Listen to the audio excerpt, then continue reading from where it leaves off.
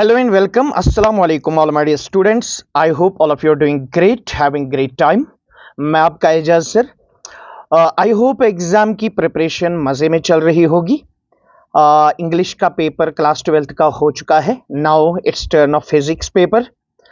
तो मैं हर एक सब्जेक्ट का chapter wise guess already upload कर चुका था इससे पहले, चाहे वो फिजिक्स क्लास 12th हो या 11th, चाहे केमिस्ट्री क्लास 11th या 12th, या बायोलॉजी क्लास 11th या 12th। वो सारी गेस्ट पेपर्स और chapter wise important questions, frequently asked questions, वो ऑलरेडी मैं अपलोड कर चुका हूं। Now in this video I am going to discuss with you the top 30 questions that are repeatedly asked, जो बार बार पूछे जाते हैं और जिनके पेपर में आने के चांसेस बहुत ज्यादा है। तो ऑलरेडी आपने प्रिपेयर किया है, लेकिन ये जो 30 क्वेश्चंस है इनको बेटा प्रायोरिटी बेसिस पे ज्यादा से ज्यादा रिवाइज कीजिएगा, क्योंकि I am very much sure कि इन 30 क्वेश्चंस से मोस्ट प्रोबेबली 10 या 10 से ज्यादा क्वेश्चंस आपके पेपर में मिलेंगे। So do not miss this. In questions को अच्छे से करिएगा और ये डेफिनेटली आपके पेपर में इनमें से बहुत सारे क्वेश्चंस मिलेंगे। तो let us discuss class 12th top 30 questions. सबसे पहले अगर हम बात करेंगे, सो ये आपके पास ये पीडीएफ है बेटा मेरा, तो चलो एक एक करके मैं इन क्वेश्चंस को बता देता हूं। सबसे पहले electric charges and electric field में अगर हम देखेंगे, state and explain Coulomb's law, और याद रखिएगा Coulomb's law in vector form. ये बेटा बार बार क्वेश्चन पूछा जाता है, तो ये पहला क्वेश्चन है, state and explain Coulomb's law. उसके बाद इसमें electric flux, state and explain Gauss's theorem. Question number 3 is derive expression for the electric field due to an infinitely long charged wire. यह क्वेश्चन भी रिपीट हो चुका है। अच्छा, what is an electric dipole, derive expression for its electric field on the axial line. तो ये electric charges और electric field में 4 important most frequently asked questions है, इनको मिस मत करना। इसके बाद है इलेक्ट्रोस्टैटिक पोटेंशियल और कैपेसिटेंस। यहां से देखिए कौन कौन से क्वेश्चंस आपको डेफिनेटली करने पड़ेंगे। Define potential difference and derive relation between electric field and potential. Derive expression for the potential due to a point charge. Derive expression for capacitance of a parallel plate capacitor. And what is dielectric, explain its effect on capacitance. So ये इस chapter में। उसके बाद current electricity में state Ohm's law और इसकी limitations. Define drift velocity, derive relation between drift velocity and current. Explain Wheatstone bridge and its principle. ये 3 questions current electricity में सबसे इंपॉर्टेंट क्वेश्चन है, मिस मत करना। उसके बाद मूविंग चार्जेस एंड मैग्नेटिज्म। यहां से कौन से क्वेश्चंस इंपॉर्टेंट है देख लीजिए।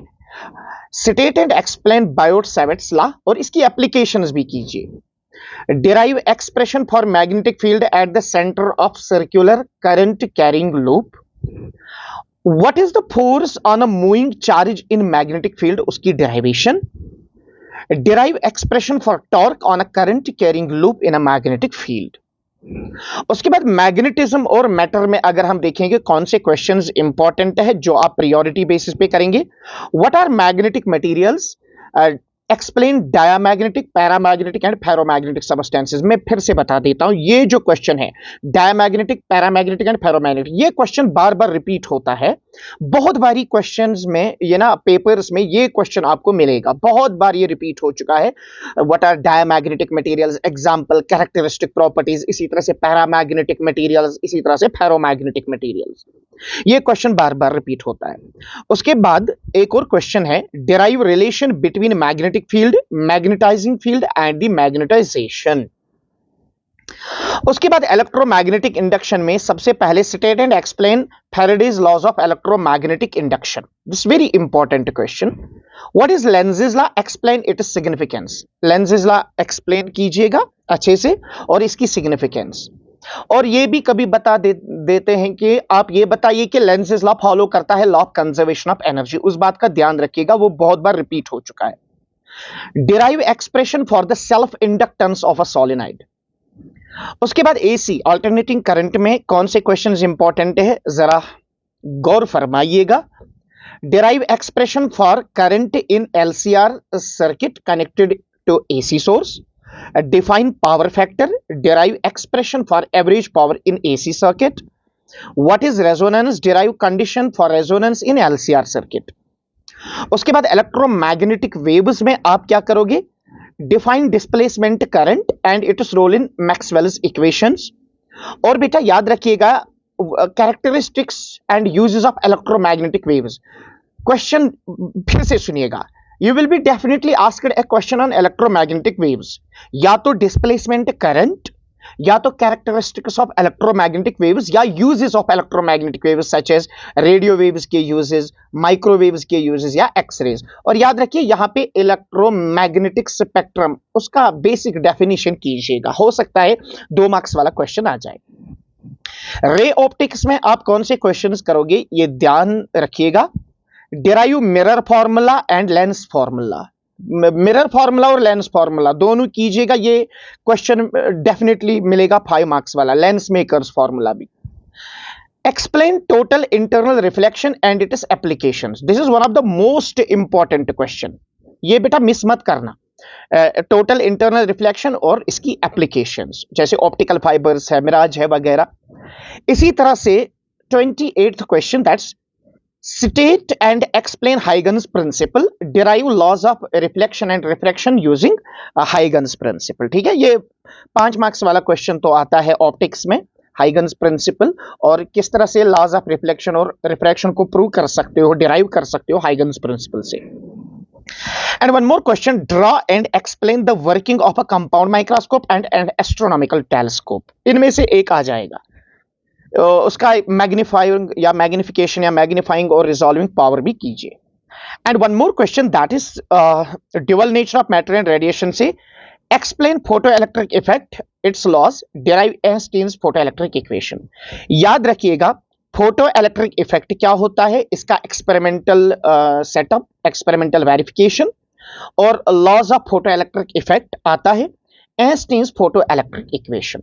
और इसमें एक तो थ्रेशोल्ड फ्रीक्वेंसी याद रखिएगा, वो 2 मार्क्स वाली आती हैं, threshold frequency and threshold wavelength, ये भी कीजिएगा।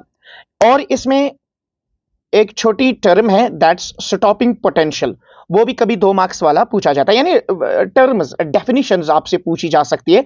Define threshold frequency, threshold wavelength, stopping potential. और याद रखिएगा यहां पे एक चैप्टर मिस हो चुका है, वो है बेटा मेरा atoms and nuclei.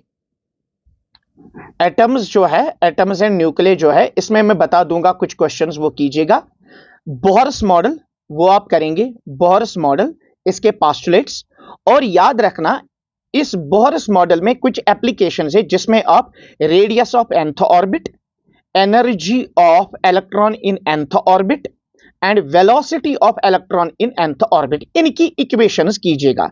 Radius of nth orbit, velocity of electron in nth orbit and energy of an electron in nth orbit, ये बेटा पूछा जाता है, इसको कीजिएगा। और यहां से इस पे डेरिवेशंस आ जाती है। तो ये टॉप 30 क्वेश्चंस मैंने आपके साथ शेयर करे क्लास 12th फिजिक्स के। और एक सबसे फ्रीक्वेंटली आस्क्ड क्वेश्चन जो बच्चे पूछ रहे हैं कि दैट्स न्यूमेरिकल्स के बारे में। देखिए न्यूमेरिकल या तो 2 मार्क्स वाले आते हैं या तो 3 मार्क्स वाले आते हैं। 5 मार्क्स वाले ऐसे तो न्यूमेरिकल आती नहीं है। 5 मार्क्स वाले जनरली थ्योरेटिकल या डेरिवेशंस आ जाती है।